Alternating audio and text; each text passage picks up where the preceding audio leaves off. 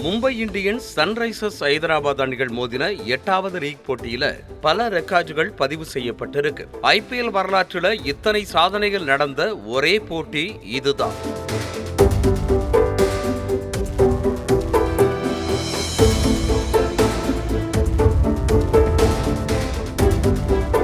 Mumbai Indians அணியை 31 ரன்கள் வித்தியாசத்தில் வீழ்த்தி நடப்பு IPL தொடர்ல முதல் வெற்றியை பதிவு செஞ்சிருக்காங்க சன்ரைசர்ஸ் ஹைதராபாத் அணி. இந்த போட்டியில பல சுவாரஸ்யமான சம்பவங்கள் நடந்திருக்கு.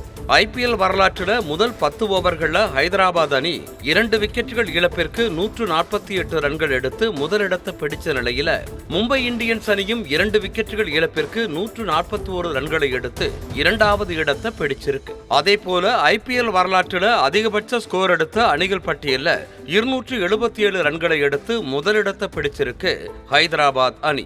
263 ரன்களை எடுத்து 2வது இடத்துல பெங்களூரு அணி இருக்கு.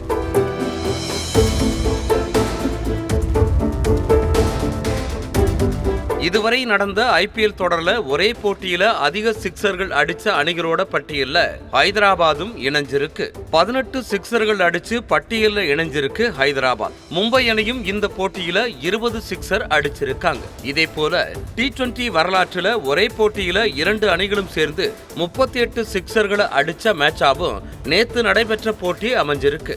IPL வரலாற்றிலேயே மொத்தமா 69 4-6 அடிக்கப்பட்ட மேட்சாவும் இது இருந்திருக்கு.